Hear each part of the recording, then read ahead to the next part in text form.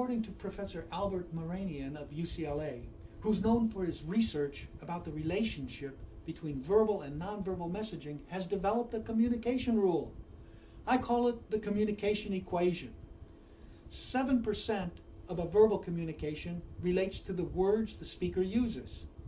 38% of a verbal communication relates to the tonality the speaker uses, and the bulk of the verbal communication, 55%, relates to the speaker's physiology. His findings on the inconsistencies between a speaker's verbal and nonverbal messaging are quoted worldwide. The communication equation was clearly demonstrated at an economic summit I recently attended. The featured speaker was the chairman, CEO, and chief investment officer of the company.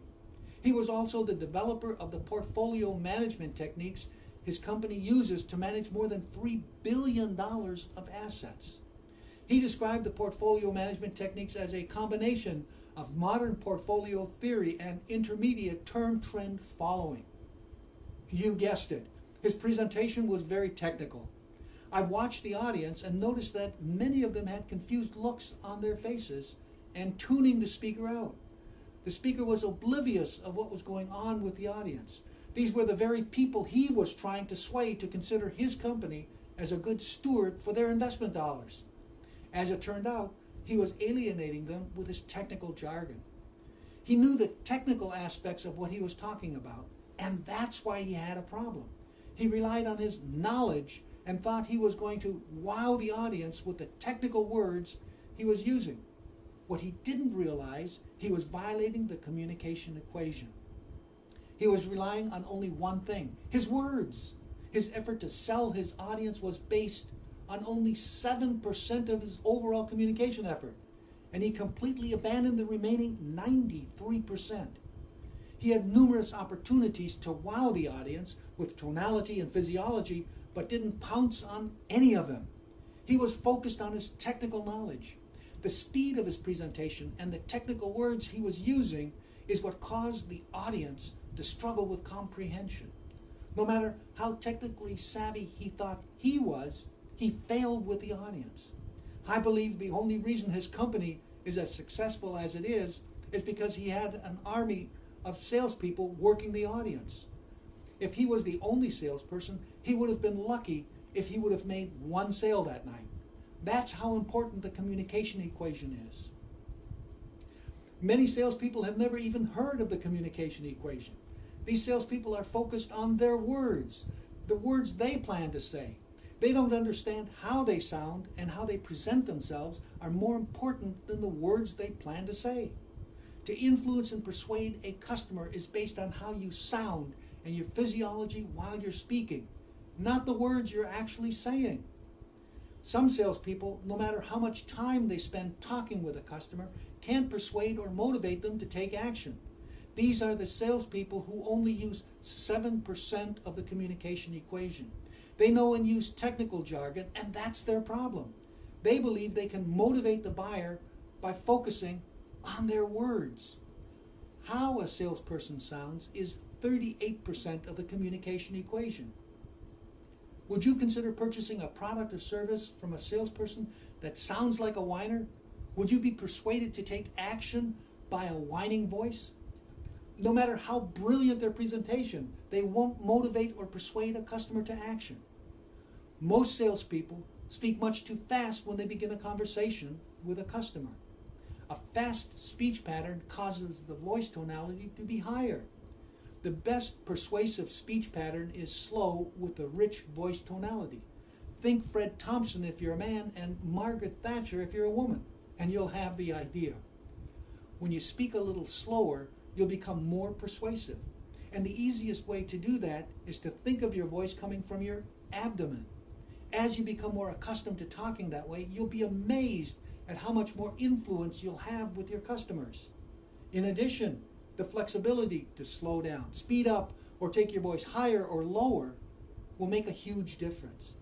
As a general note, by starting your conversation slower and slowly speeding it up gives the customer the impression you're gaining energy and excitement.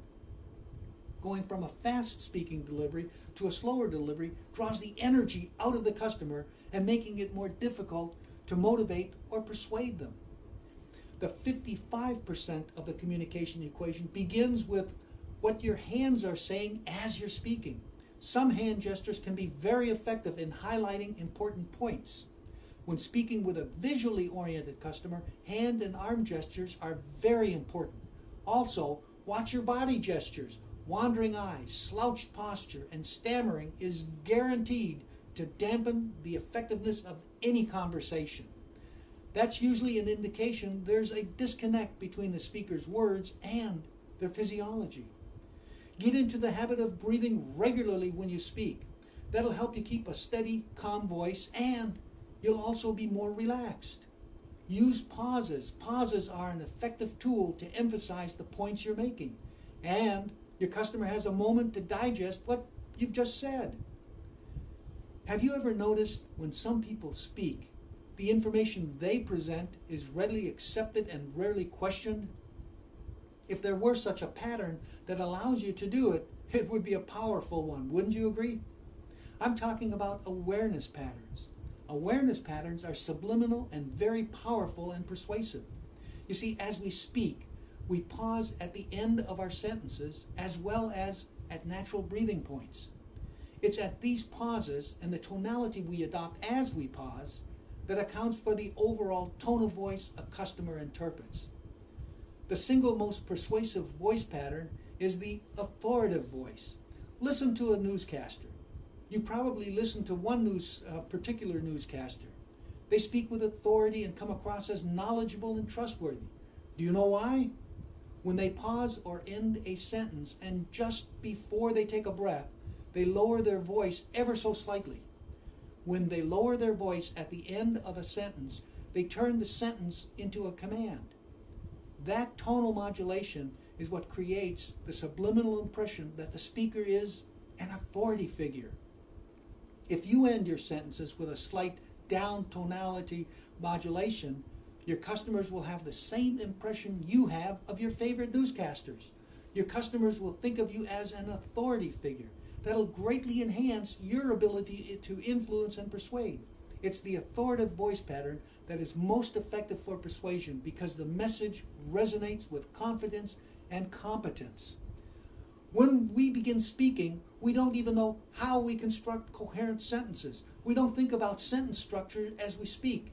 As native speakers, we don't think about using a verb, a noun, a predicate. That's 7% of the overall verbal communication, and that's all done unconsciously. To be a charismatic and influential communicator requires the ability to induce your emotions in your customer, and the most effective way to do that is by expressing your feelings through your voice tonality and your physiology. Forget the 7%. Begin focusing on the 93% of your verbal communications, and you'll make more sales. Ulrich Linhays wishing you maximum selling success.